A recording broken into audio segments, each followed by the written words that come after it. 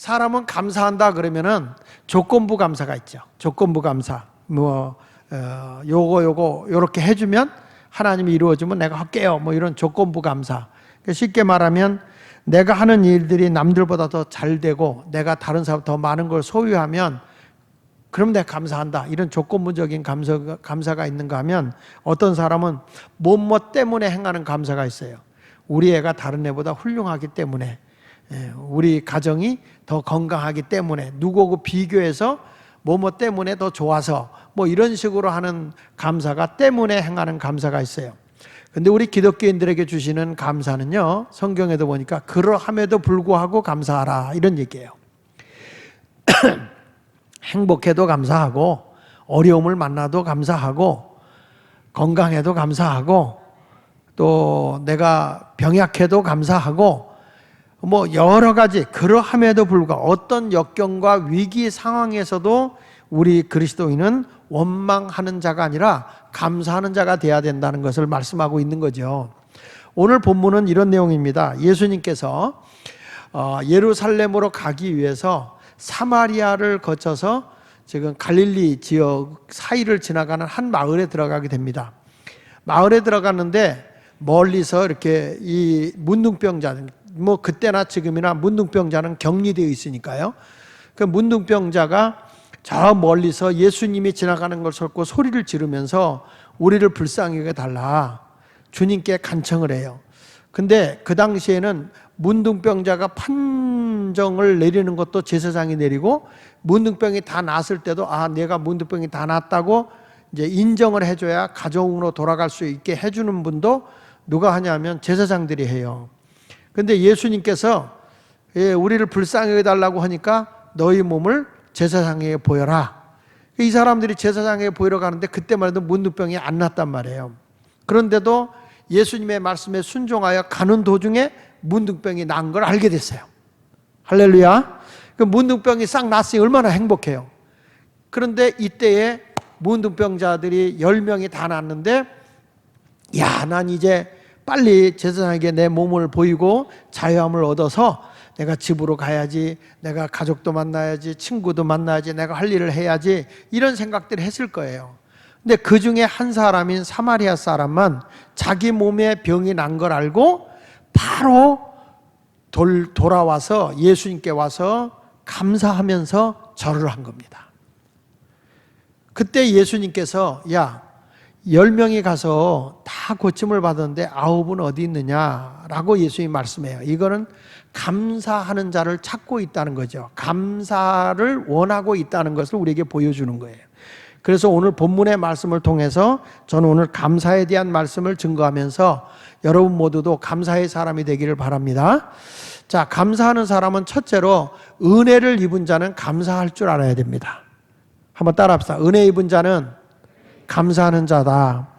자, 오늘 성경 말씀을 보겠습니다. 거기 성경 말씀에 보니까, 자, 누가복음 17장 16절로 17절에 예수의 발 아래 엎드려 뭐 했다고 그랬죠? 감사하니 그는 사마리아 사람이라. 당시에 유대인들이 이방인 취급하고 혼혈면적이라고 해서 무시했거든요. 그랬는데 이들의 이렇게 무시당하는 사람인데 자기 병이 낫고 나서 너무 고마워서 예수님에게 찾아가서 감사한 거예요. 이때 17절에 예수님이 이런 말씀합니다. 예수께서 대답하여 이르시되 10사람이 다 깨끗함을 받지 않았느냐? 그런데 9은 어디 있느냐?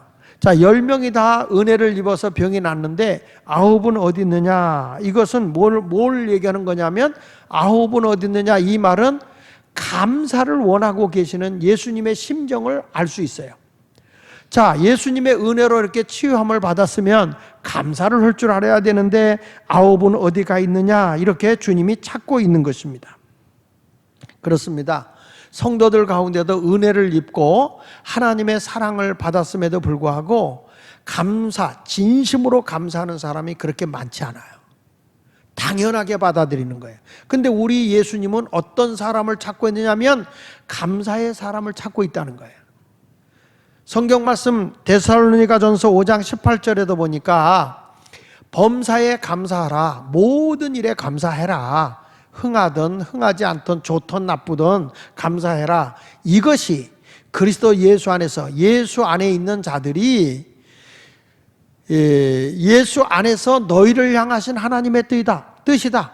예수를 믿는다면 하나님의 뜻이 뭔지 아냐? 너희를 향해서 하나님이 원하는 게 뭔지 아냐? 감사하라는 거다. 할렐루야. 그러니까 우리 예수님이 지금 말씀하는 거예요. 너가 예수 안에 있어? 예수 믿고 구원받았어? 하늘에 소망을 두고 살아가는 자냐? 그러면 하나님의 뜻을 알아라. 그 하나님의 뜻은 범사에 감사하는 것이다. 환경을 넘어서는 감사지요. 가진 것이 있거나 없거나 현재 상황이 힘들고 어려워도 하나님의 뜻은 뭐냐? 감사하라. 이렇게 말씀하고 있는 것입니다. 어떻습니까, 여러분? 감사라는 말이 쉬운가요? 제가 오늘 이렇게 감사에 대한 설교를 다 준비하고, 그리고 이제 오늘 아침 6시에 나오는데, 아니 그냥 우리 신발 놓는 그 신발자리에 신발들이 너무 어지럽혀 있는 거예요. 근데 가족 가운데 하나가 신발을 이제 꺼내서 신고, 그러면 그 신발 신고 이제 다른 신발로 바꿔 신고 싶으면 신발을 신발장에다 넣어놓고 다른 신발 꺼내서 그 신발을 신고 가야 되는데, 신발을 3켤레를 꺼내놓은 거예요. 그러니까 그냥 복잡하잖아요. 그러면 내가 그냥 이렇게 넣어놓으면 되는데, 아니 신발을 좀 꺼내 신었으면 제자리에다 넣어놓지, 이게 뭐 하는 거야 이게 이렇게 복잡하게. 제가 그렇게 얘기를 했어요. 새벽에 6시에 나오면서. 근데 제 아내가 날들어, 내가 할 테니까 잔소리하지 말고 그냥 가요. 그러니까 처음부터 그렇게 하지 마세요. 그냥 하지 말고 그냥 가라고. 그래서 아무 말도 못하고 쫓겨나오면서 내가 생각해보니, 내가 첫 말이 내가 이 신발을 또 옮겨 놓을 수 있는 봉사의 자리까지 줘서 감사합니다, 이러면 좋았을 걸. 그게 아니라 왜 신발을 제자리에다 안 놓느냐? 뭐부터 나오냐면 불만부터 나오는 거예요.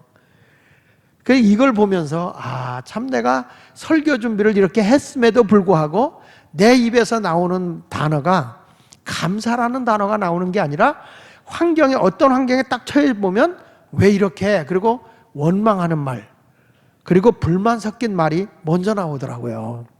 그걸 보면서 회개했습니다. 우리 교인들은 절대 그런 분이 없기 때문에 제가 회개하는 거예요. 여러분 사실 그렇습니다. 어떤 일을 보면 감사하기보다는 왜 또 이렇게 하는 거야? 왜 또 이런 걸 이 자리에다 놨어? 이런 불만 섞인 요소가 먼저 나오지 않습니까? 근데 우리 주님은 우리에게 말씀하시는 것이 범사에 감사하라는 거예요. 이래도 감사, 저래도 감사하라. 이것이 그리스도 예수 안에서 예수 믿고 있는 자들을 향해서 명하신 하나님의 뜻이라는 거예요. 여러분, 우리 모두 하나님의 은혜를 감사하면 하나님이 더 큰 은혜를 주시고 더 큰 복을 주실 줄로 믿습니다. 어떤 소녀가 집안이 가난했어요. 가난해서 이제 중학교를 마치고 고등학교를 가고 싶은데 고등학교를 갈 수가 없게 된 거예요. 그래서 부모님에게 얘기하고, 나 서울로 올라가겠다고, 서울로 올라가서 내가 돈 벌어서 학교를 다니겠다. 그리고 이제 서울에 와서 어느 가정집에 이제 가정부, 요즘은 가정부라고 하지만 그 당시에는 식모예요. 근데 요즘에는 뭐 가정부로 들어가도 월급을 주지만, 제가 어렸을 때만 해도 가정부 식모로 들어가면 밥만 먹여주면 되는 거예요. 밥만 먹여주면. 그것도 쉽지 않은 일이었거든요. 근데 그 당시에 학교 간다는 게 참 어려웠죠. 우리 집안에도 보니까 뭐 공부 열심히 시켜서 우리 자녀들은 뭐 아버지가 어떻게든지 빚내서라도 공부를 시켰는데 누님들은 공부를 못했어요. 그러니까 우리 둘째 누님 같은 경우도 고등학교 다니다가 나 뒷바라지 해야 되니까 나 뒷바라지 한다고 학교를 중퇴하고 저를 도왔죠. 그래서 참 그 당시에는 학교 다닌다고 하는 게 쉬운 일이 아니었어요. 학비가 없어가지고 가정이 어려울 때죠. 그러니까 지금 보면 얼마나 복받은 때입니까? 그죠?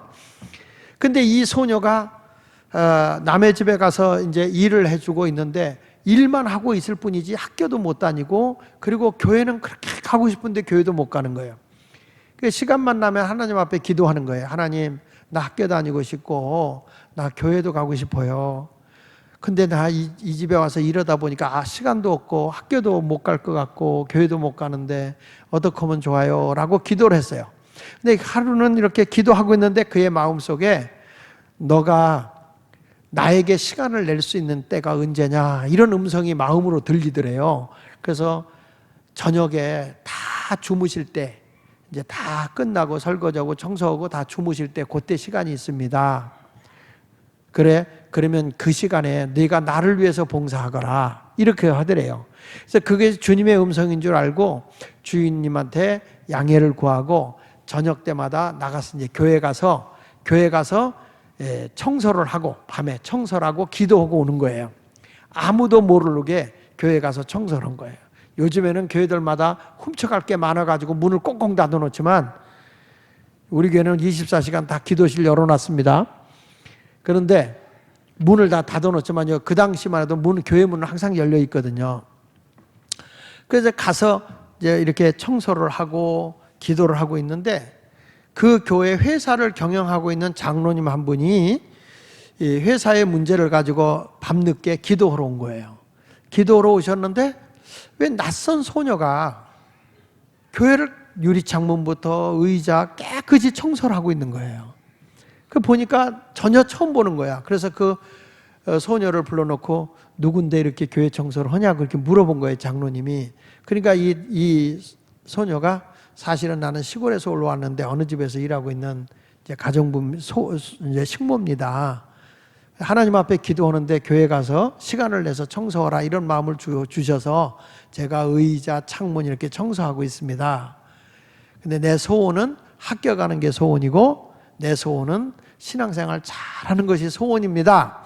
이렇게 장로님한테 하니까 장로님의 마음이 뜨거워지는 거야. 그래서 장로님이 그러면 너 우리 회사에 와서 청소도 하고 관리직도 하면서 월급 줄 테니 그리고 야간 학교를 다니거라. 그래서 그 장로님이 얘를 데리고 가요. 그래서 생활하게 하고 월급도 조금 주고 그러면서 이 아이가 이제 야간 학교를 다니고 그러다 보니까 졸업하자마자 그 장로님이 거기 회사에 사원으로 쓴 거예요. 사무원으로. 그렇게 쓰다 보니까 애가 너무 신앙적으로 괜찮고 좋은 거예요. 그래서 이 사장님이 이 애를 자기 아들과 결혼을 시켜.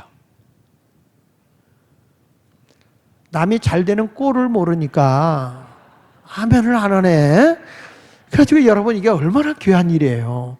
그러니까 이 자기의 환경이 어려울 때 원망하고 불평할 수 있지만 그게 아니라 더 하나님께 사랑하는 마음으로 감사하는 마음으로 봉사하고 섬기니까 좋은 사람도 만나게 하시고 그러니까 하나님께 범사에 감사하면 하나님이 더 좋은 길로 인도해 주시는 거예요. 할렐루야. 우리 교회 개척할 때 우리 집에 이제 우리 집사람이 이제 그 친척인데 그 혼자 있는 아이를 우리 집에 데려다 놨어요. 그리고서 고등학교를 보내면서 이제 개척교회 하면서 애들도 좀 봐주고 그러면서 집안일을 했어요.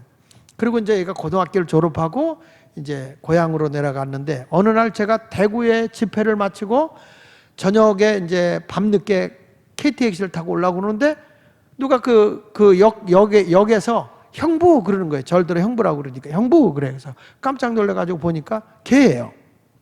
알고 보니까 시집가서 애 낳은 거예요. 걔가 아니었어. 그러면서 얘기를 하면서 야, 너 어떻게 지내고 있냐? 그렇게 했더니 형부 나 잘 하고 있어요. 그러면서 얘기를 하는데 보니까 그 결혼을 해가지고 큰 된장 공장을 하고 있는 사람과 만나서 그걸 이제 온라인으로 팔고 하는데 아주 이 사장님이 되셔가지고 전국으로 판매하면서 또 그 된장 만들고 뭐 하는 거를 아이들에게 체험학습 같은 거 이런 걸 시키면서 하고 있는데 아주 잘 된 거예요. 근데 그걸 보면서 사람 팔자 알 수 없어. 과거에 이 사람이 뭐 어떤 어려운 생활이 있었다 할지라도 자기 인생을 비관하지 않고 감사하고 살면 길이 열리는 거예요. 그 애 이름이 김미경이에요. 김미경. 여러분, 나는 여러분에게 말씀합니다. 우리는 성경 말씀대로 감사하는 자가 되면 하나님께서 우리 길을 활짝 열어주실 줄로 믿습니다. 여러분, 못된 짓 해도 감사하면서 못된 짓 하라는 거예요. 감사하면서. 우리나라의 그 아동문학가로 유명한 방정환 선생님이 계세요. 근데 방정환 선생님이 어느 날 자기 집에 강도가 든 거예요. 큰 칼을 가지고 와서 돈 내놔 이런 거예요. 근데 방정환 선생님이 돈을 안 내놓고는 이거 죽을 것 같더래. 그래가지고 자기가 가지고 있는 건 몽땅 390판, 그 큰 돈이요. 그 당시에는. 그 당시에 제가 초등학교 다닐 때 1원이 10판이었거든, 그때 10판. 근데 하여간 이런 식으로 해가지고 돈을 이제 준 거예요. 390판을. 그러니까 그걸 봤더니 강도가 도망가듯이 막 도망가려고 그러니까 방정환 선생님이 소리를 친 거예요. 야, 이놈아! 아무리 못되고 강도질을 해도 돈 390판을 받았으면 감사하다는 말은 하고 가야 될 거 아니야, 이놈아. 어떻게 그냥 그거 들고 아무리 강도라도 그렇지 도망가는 게 어디냐고. 그랬더니 가만히 자기 서서 생각해 보니까 말이 되더라는 거예요. 그래서 이 사람이 그랬다는 거예요. 어쨌든 감사하다고. 감사합니다. 그리고 도망간 거예요. 그리고 이틀 뒤에 경찰한테 얘가 체포돼 봐가지고 너 이 돈 어디서 났어? 그러니까 얘가 방장 선생님이 줬다고. 줬다고. 그랬더니 이 강도가 무슨 돈을 누가 주냐고. 그러니까 얘를 끌고 방장 선생님한테 온 거예요. 방장 선생님한테 와서 얘가 강도돼서 선생님 돈 뺏어갔죠? 이렇게 얘기를 묻는 거예요. 그러니까 방장 선생님이 아니라고. 내가 줬다고. 내가 직접 줬다고. 그래서 제가 감사하다는 말까지 하고 갔다고. 그러니까 이 경찰이 물어본 거예요. 너 정말 감사하다고 그랬어? 네, 진짜 감사하다고 했습니다. 그랬어? 그래서 풀어줬대요. 그래가지고 이분이 너무 그 방정환 선생님이 고마워서 그 집에 자원해서 들어가서 일꾼이 됐다는 거예요. 여러분 뭔지 아시죠? 사람이요, 못된 짓 하더라도 감사하는 마음을 하라는 거예요. 감사는요, 이런 새로운 길이 열려지는 거예요. 하나님의 은혜를 받은 사람이 감사하고 헌신하고 충성하는 거예요. 그래서 바울은 얘기하는 거예요. 하나님의 은혜를 헛되이 받지 말라. 하나님의 은혜를 헛되이 받으면 뭐예요? 헛되이 받으면 하나님께 감사도 없고 주를 위해서 일하자 그러다 시간 없어요 뭐 하고 하지 절대 헌신하거나 충성하지 않아요. 교회 와서 그렇게 은혜를 받았다고 하면서 교회 와서 기도도 많이 했다 하는데 하나님 나라 위해서 우리 헌신합시다, 봉사합시다 안 해요. 그런데 진짜 하나님의 은혜를 제대로 받은 사람이면 주님이 원하시는 일을 제가 하겠습니다. 제가 이런 일도 자원해서 하겠습니다. 저 좀 시켜주세요. 그래서 은혜가 제대로 받은 교회는 일꾼이 넘치고 아무리 은혜를 많이 받았어도 헛되게 은혜를 받은 데는 일꾼이 없는 거예요. 그래서 하나님의 은혜를 제대로 받고 하나님 나라의 훌륭한 일꾼이 된 모범적 사례의 사람을 예를 들자면 사도 바울입니다.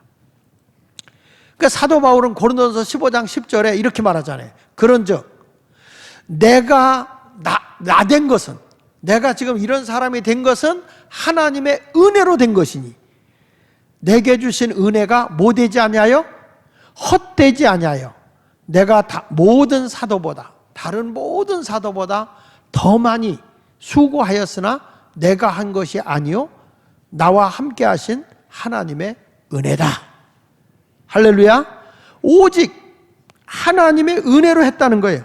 바울은요, 나의 나 된 것은 하나님의 은혜로 된 것이기 때문에 나는 일생을 충성했다는 거예요. 하나님 앞에 헌신하고 충성하는데 조금도 원망하지 않았다는 거예요.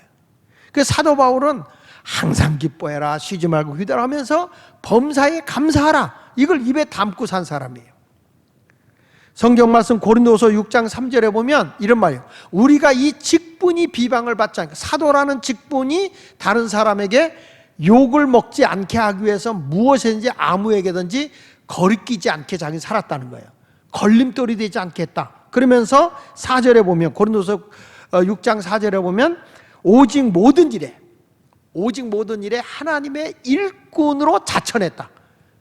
자천했다는 것은 자원했다, 스스로 자기를 천거했다 이 말이야. 내가 그 일하겠습니다. 자원해서 했다. 그래서 하나님의 이러면서 많이 견디고 환난과 궁핍과 고난과 매맞음과 그 다음에 지식과 오래 참음과 자비와 그리고 이 상상할 수 없는 모든 성령의 감화와 거짓이 없는 사랑과 진리의 말씀과 하나님의 능력으로 의의 무기를 좌우에 가지고 그랬어요. 영광과 욕됨으로 그러했으며 어느 때는 하나님께 영광이 되는 일을 위해서 내가 욕을 먹고 또 내가 주님의 이름으로 아름다운 이름을 했는데 악한 이름과 아름다운 이름으로 그랬다. 바울은 저거는 예수의 미친놈이다. 악한 이름을 막 붙여줘도 자기는 하나님의 영광을 위해서 일했다. 나는 속이는 자 같으나 참된 사람이었고 무명한 자 같으나 유명한 자였고 아무것도 없는 자 같지만 모든 걸 가진 자였다.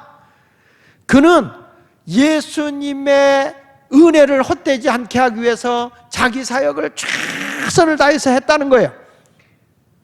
그런데 상상할 수 없는 핍박과 어려움이 왔어도 자기는 뭐 했냐? 감사함으로 했다는 거예요. 남에게 피해를 주지 않고 했다는 거예요. 이것이 바로 은혜 입은 자의 자세인 줄로 믿습니다. 우리 예수마을교회가 이번에 책을 출간하는데 어려운 중에도 목사님 제가 도울게요, 이렇게 할게요, 이렇게 교인들이 너무 어려운 중에 도와줘서 내가 정말 죄송한 마음 금할 길이 없어요. 그럼에도 이렇게 성도들이 은혜를 입은 자니까 뭐 누가 허락을 해서 합니까? 이런 거 필요하니까 우리 좀 합시다 그랬더니 자원해서 하신 분들이 그렇게 많은 거예요. 그래서 우리 교회는 하나님의 은혜가 헛되지 않은 교회구나. 하나님의 은혜로 모든 것을 다 감사하니까. 그러니까 여러분, 예수님이 그러잖아요. 야, 너희들 은혜 받았잖아. 근데 9은 어디가 있어? 어떻게 한 명만 와서 너희들 감사할 수 있냐? 이렇게 말하는 거예요. 이 유명한 그 우찌무라 칸조, 내천감산, 일본의 신학자죠. 그 내천감산이라는 사람이 이런 말을 했어요. 은혜를 잊는 자들의 3가지 저주, 은혜를 잊어버리고 살아가는 사람들의 3가지 저주를 얘기하면서 첫째는 뭐냐? 하나님이 믿어지지 않는다는 거예요. 이 사람이 하나님의 은혜를 모르고 사는 사람의 특징이 하나님이 믿어지지 않는다. 아무리 말씀을 듣고 몰라도 믿어지지 않는다. 두 번째는 설교를 듣거나 성경을 읽어도 하나님의 말씀으로 들리질 않는다는 거예요. 그리고 세 번째는 뭐냐면 감사하는 마음이 없대.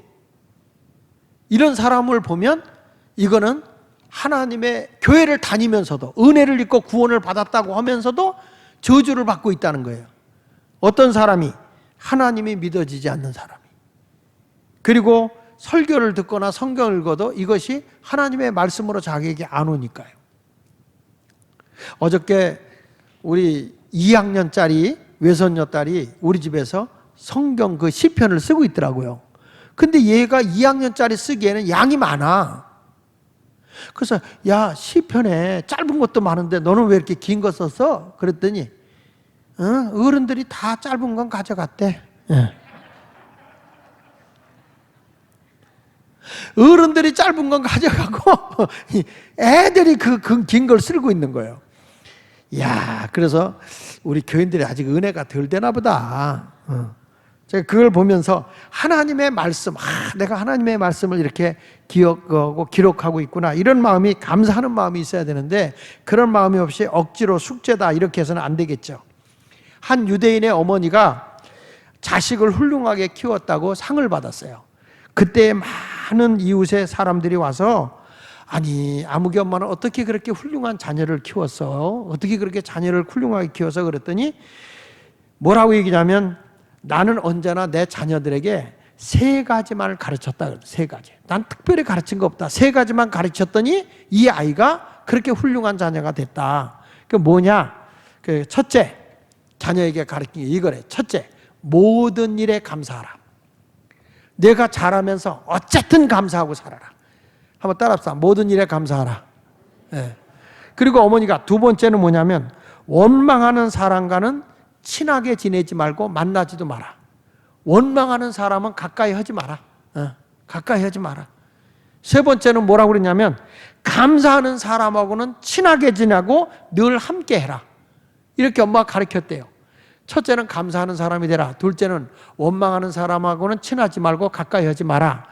그러나 세 번째 가서 감사하는 친구들하고는 늘 함께 해라. 가까이 지내면서 늘 함께 해라.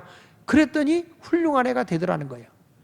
여러분, 하나님의 말씀대로 사는 사람, 감사하는 사람은 다 잘 되게 돼 있어요. 성경을 제가 읽으면서 보면 원망하고 불평하고 악평한 사람들은 다 망합니다. 그런데 어려운 중에도 감사한 사람들은 다 흥해요. 이스라엘 백성이 광야의 길을 걸어가 민수기 11장에서 보면 하나님이 저들이 고기 먹고 싶다니까 고기도 줘. 하나님의 은혜로 구름기둥 불기둥으로 인도하시고 또 저들에게 만나도 내려주시고 물이 없습니다 하니까 우리 하나님께서 르벤 반석에서 르비딤 반석에서 그 물을 줘요. 샘이 터져 나오게 하고 돌을 쪼개서. 그리고 또 가다가 가데스에 갔는데 그 가데스에서 물이 또 없으니까 막 원망을 해. 그래서 하나님이 가데스 반석에서 모세를 통해서 물을 주죠. 그런 하나님의 은혜에 많은 체험을 한 거예요. 살아계신 하나님의 은혜를 경험했는데 10명이 이제 막상 하나님의 약속한 땅 가나안 땅을 정복하기 위해서 정탐을 하고 나왔잖아요. 근데 8명은 뭐라고 한 거니? 가보니까 진짜 땅이 좋고 기름진 땅입니다. 그리고 거기는 포도송이 하나가 얼마나 큰지 둘이 메고 갈 정도입니다. 엄청나게 좋습니다.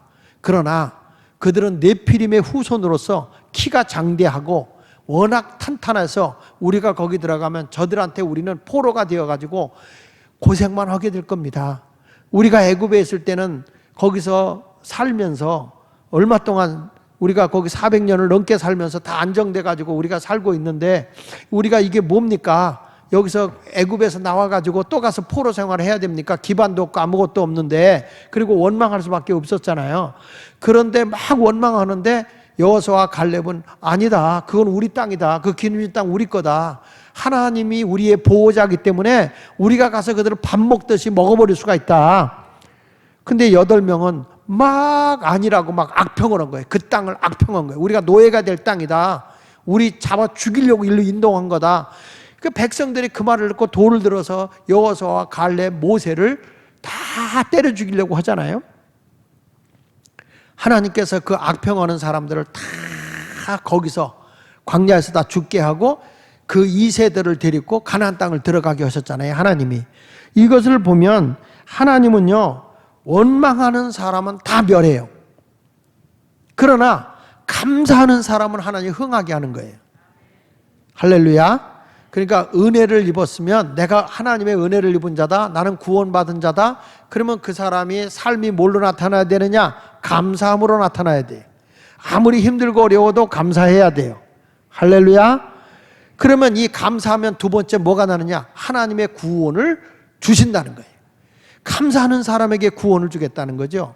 구원을 준다는 건 이 육의 병든 몸만 구원해 주는 게 아니라 영혼까지 구원해 주는 거예요. 여기 성경 말씀 누가복음 17장 18, 19절에 보니까 그에게 그 이방인 외에는 하나님께 영광을 돌리러 온 자가 없느냐 하시고, 이방인 외에는 영광을 돌리러 온 자가 없느냐 하시고 그에게 이르시되 일어나 가라, 내 믿음이 너를 구원하였느니라. 할렐루야. 여러분 보십시오. 하나님의 은혜를 풍성히 받잖아. 그러면 주님이 너무 좋아지고 예수님의 사랑에 푹 빠져버려요. 그러니까 주님을 너무너무 사랑하니까 그 사랑하는 사람을 위해서는 내가 희생하고 헌신하고 봉사해도 아무리 해도 힘들지가 않은 거예요.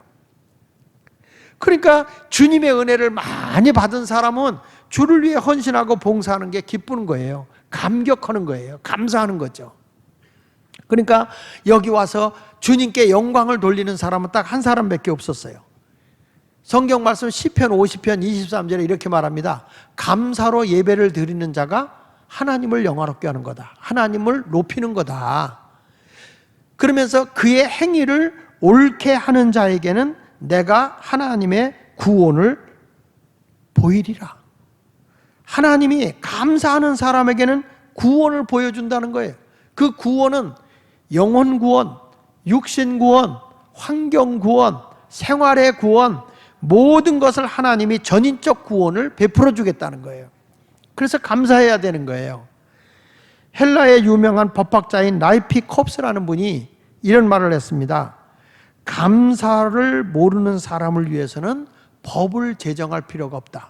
법 만들지 마라. 감사 모르는 사람 위해서 법 만들지 말라. 그래서 사람들이 무슨 소리야? 감사 모르는 사람이 죄 짓는데? 근데 왜 그랬냐면, 왜냐하면 왜 감사를 모르는 사람에게 향해서 법을 만들 필요가 없느냐 하면, 감사할 줄 모르는 사람은 하나님께서 직접 벌하시기 때문에 우리 인간이 법으로 벌할 필요가 없다. 그 정도로 감사를 모르는 사람에게는 망한다는 거예요. 성도 여러분, 오늘 주님은 말씀합니다.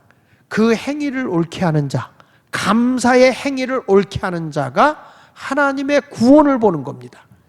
하나님이 온전히 해주는 거란 말이에요. 감사하잖아요. 자기 인생을 밝게 변화시켜 나갈 수가 있는 거예요. 성경은 절대 나쁜 말 입에서 내지 말고 감사한 말만 하라는 거예요. 에베소 5장 3절로 4절에 보세요. 여기 보면 음행과 온과 더러움과 탐욕은 너희 중에서 그 이름조차도 부르지 말라. 이는 성도에게 마땅한 바다. 이런 거 더럽게 하는 거다 너를. 이런 말들은. 그러니까 그런 거 하지 마라. 그러면 4절에 누추함과 어리석은 말이나 희롱의 말이 마땅하지 않다. 이런 말은 예수 믿는 사람이 하는 게 아니야. 오히려 무슨 말만 하라? 무슨 말 하라고 그랬어요? 끝에 감사하는 말을 하라는 거예요. 예수 믿는 사람은 누추한 말, 어리석은 말, 희롱의 말, 남을 조롱하고 비방하고 욕되게 하는 말, 이런 말 하지 마라. 우리는 오직 무슨 말만 하면 되냐? 감사의 말만 하면 된다. 감사하면 된다. 성도 여러분, 말이 인생을 만들어가는 거예요. 내가요, 나쁜 행동할 때 특징이 뭔지 아세요? 입에서 나쁜 말이 나옵니다. 행동이 나쁘기 전에 말부터 나빠져요. 사람이 그런 거예요. 그런데 사람이 올바르고 아주 기쁠 때는 말 자체가 다르잖아요. 화났을 때의 말, 화났을 때 할 행동을 할 때는 말이 나빠요. 나쁘게 나와요. 그런데 좋은 일을 하려고 할 때는 말이 선하게 나와요. 그런데 우리 주님은 지금 하시는 거예요. 내가 이 세상을 살아갈 때에 행복한 삶을 살고 싶으냐? 감사하는 사람이 되라. 보잘것없는 사람 같아도 감사하란 말이에요. 이솝 우화 가운데 이런 얘기 있죠. 어느 날 그 늙은 사자가 생쥐를 밟은 거야. 그 생쥐를 밟고 나서 찍 하니까 사자가 잡아먹으려고 그래. 그러니까 생쥐가 사정을 했다는 거 아닙니까? 사자님, 저만 살려주시면 제가 은혜를 갚을게요. 그러니까 사자가 껄껄 웃은 거야. 네가 뭘 날 살려줘. 네가 무슨 은혜를 갚어. 그래도 그냥 뭐 먹으나 마나 하니까 그냥 살려준 거예요. 그러다가 어느 날 이 사자가 그물에 걸려가지고 사람이 쳐놓은 그물에 걸려서 죽게 된 거예요. 그걸 누가 봤느냐? 쥐가 본 거예요. 자기를 살려줬던 그 사자를 발견하고는 그물을 잘라서 사자를 탈출하게 해줬다는 거예요. 그냥 이솝 이야기야. 이게 무슨 얘기냐? 정말 보잘것없는 것에다가도 은혜를 베풀면 감사를 받을 때가 온다는 거죠. 유명한 그 설교가로 유명한 영국의 유명한 설교가 스펄전 목사님이 계시죠. 그 스펄전 목사님이 이런 얘기했어요. 불행할 때 감사하면 불행이 끝나고 형통할 때 감사하면 형통이 연장된다. 여러분, 내가 지금 힘들고 어려운 일이 있어. 그때 감사하면 그 힘들고 어려운 일이 끝나고 끝을 맺고 내가 잘 될 때 막 감사하잖아요. 그러면 그 일이 계속 잘 된다. 이게 얼마나 귀한 말이에요. 불행할 때 우리는 이걸 역으로 얘기하면 불행할 때 불평하면 불행이 계속되고 형통할 때 원망하면 형통이 끝난다. 역으로 얘기하면 그런 거예요. 우리는 아무리 힘들고 어려워도 감사하자는 거예요. 감사하면 어려움이 끝나. 그렇게 아멘 해가지고는 어려움이 찾아와. 다시 어려울수록 감사합시다. 그러면 어려움이 끝납니다. 힘든 일이 있을 때, 속상한 일이 있을 때 감사합시다. 그러면 힘듦이 끝나고 속상한 일이 끝난다는 거예요. 기쁠 때는 더 감사합시다. 잘 될 때는 더 크게 감사합시다. 그러면 그것이 더 크게 계속되어져 간다는 거예요. 인도의 시성 타고르라고 하는 사람은 이런 얘기를 했어요. 감사의 분량이 곧 행복의 분량이다. 감사의 분량이 곧 행복의 분량이라는 거예요. 우리 모두 감사하고 사시길 바랍니다. 정말 지나놓고 보면 감사할 것밖에 없어요. 감사할 것밖에. 인천에 아주 구제단체로 크게 하고 계시는 목사님이 계세요. 근데 그 목사님이 날들어 너무 제가 당한 것보다도 이분은 더 힘들게 당하고 있더라고. 가보니까 억울한 일을 당하고. 그래가지고 우리는 그래도 교회는 딱 지켜줬는데 거기는 그 구제단체도 다른 사람에 의해서 지금 농간을 당하고 있고, 그리고 교회도 빠그러진 거예요. 교회도. 그래서 몇 명 안 남은 교인들 데리고 날 들어와서 좀 집회 좀 해달라, 새벽만 해달라 그러길래 알았다, 어려울 때 가서 도와주는 게 진짜지. 그래서 갔어요. 뭐 눈도 잘 안 보이지만 우리 집사님 한 분 뭐 운전 좀 해달라고 그래서 새벽마다 거기 가서 했는데, 이분들이 출근하니까 길게 하지 말고 그저 7시까지만 하래요. 6시 반에 해서 7시까지 하래. 그래서 내가 7시 되면 딱딱 끝내줬어요. 그때 우리 집사님 그러대, 목사님도 설교 짧게 할 줄 아네요 그러더라고. 근데 내가 그런 생각을 해요. 짧게 하면 참 좋아. 내용은 딱 전달할 수 있는데 우리의 심령이 무르익지를 않아. 이게 말씀이 자꾸 이렇게 무르익어줘야 되거든요. 근데 그분의 얘기를 들으면서, 근데 그 사모님이 7, 8년 전에 암을 앓았죠. 근데 제가 그때 간증한 적 있잖아요. 집회하다가 이 사모님이 입신 들어가가지고 주님의 은혜로 고침을 받았다고. 지금까지 살았는데 갑자기 또 암이 도져가지고 의사가 손을 놓은 거예요. 이제 끝났다. 그래가지고 온몸이 아파서 걷지도 못하고 있었는데 이분의 그 복지단체에 큰 문제가 터진 거예요. 그래서 목사님이 그 자리에서 다 물러나게 되고 막 이렇게 된 거예요. 내가 학교에서 다 물러나 그런 입장이 된 거예요. 잘 법을 모르니까 이분이 그렇게 어려움 당한 거죠. 그러니까 내가 선배야. 그런 일을 당한 거 선배라 얘기를 해주죠.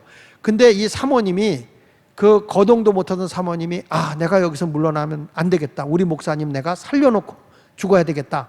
그래가지고 이분이 거기서 일어난 거야. 이제 죽을 날짜만 기다리는 사모님이 일어났어요. 그리고 제 집회를 왔어요. 그 집회 와서 이제 기도도 받고 같이 식사도 하고, 그래서 내일 내가 다시 만나기로 했어요. 근데 그 사모님이 일어난 거예요. 그러면서 내가 내 남편 살려야 되겠다. 이런 일사각오를 가지고 일어난 거예요. 가족들이 모여가지고. 그 어려운 중에 절망할 수밖에 없는데, 그 목사님도 그냥 한 푼도 건지지 못한, 아무것도 없는 거예요. 아무것도. 구제만 했지. 이분이 지금까지 구제를 얼마나 했느냐, 이제 후원자들 모집하고 해서 구제했는데 얼마나 구제했느냐 하면 약 2조가량을 구제했어요, 이분이. 지금도 엄청난 그런 거예요. 엄청난 그 구제단체거든요. 근데 이런 거를 다른 사람이 올무를 씌워가지고 죄를 뒤집어 씌워서, 우리 뒤집어 씌운 것처럼 거짓 교사들이 내가 횡령한 것처럼 이렇게 뒤집어 씌웠잖아요. 그런 것처럼 이 사람도 그렇게 뒤집어 씌운 거예요. 이런 어려움을 당했는데 이분들이, 제가 그랬어요. 이긴다고, 감사하자고, 다시 일어나자고. 그러니까 이 용기를 내는 거예요. 여러분, 우리 믿는 사람이 선한 일 하다가도, 좋은 일 하다가도 이렇게 억울한 일 당할 때가 있더라고. 속상한 일 당할 때가 있더라고. 그럴 때 우리는 어떤 사람이냐? 자포자기하고 포기하는 자가 아니라 감사합니다. 그전에 우리나라 코미디 가운데 그런 랩으로 하는 코미디가 있었어요. 오늘은 명동에 가서 친구를 만났어. 감사합니다. 이런 프로를 했던 게 있어요.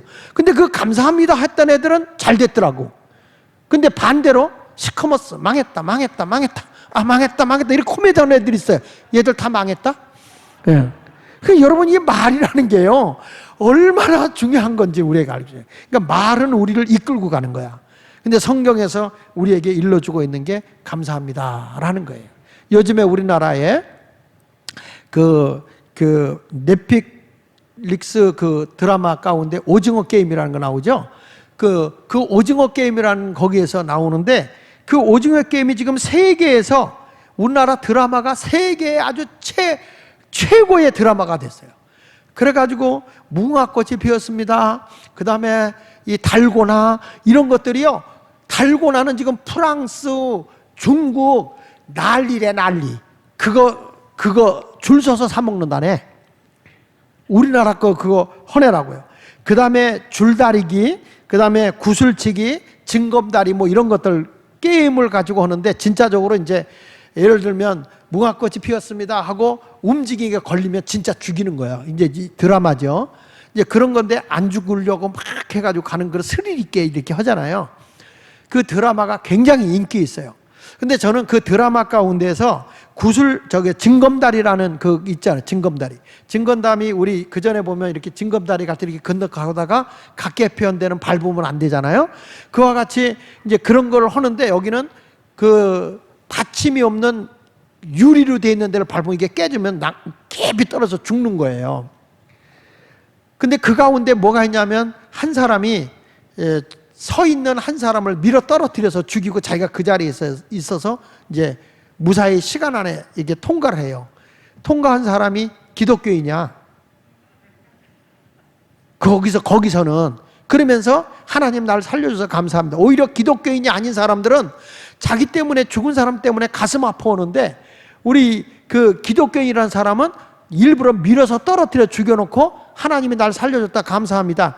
이런 드라마가 나오더라고요. 기독교를 좀 은근히 비하하는 것 같아서 속상하긴 한데 그런 감사는 감사가 아닙니다. 감사는 모든 사람을 유익하게 하는 감사가 돼야 돼요. 모든 사람을 유익하게 하는 감사. 이렇게 보면서 우리 2021년 참 코로나로 인해서 힘들고 어려운 이런 시대에 우리가 살아가고 있잖아요. 근데 우리에게 주님이 일러주는 말씀이 뭐냐면 감사만이 살 길이다. 감사해라. 오늘도 예수님이 우리를 향해서 너희가 은혜를 다 받았는데 어떻게 감사하는 사람이 하나냐? 9은 어디 있느냐? 난 여러분들이 9에 속한 자가 아니라 1에 속한 자들이 되시기를 바랍니다. 어떤 상황에서도 감사의 사람이 되기를 예수 이름으로 축원합니다. 기도하십시다.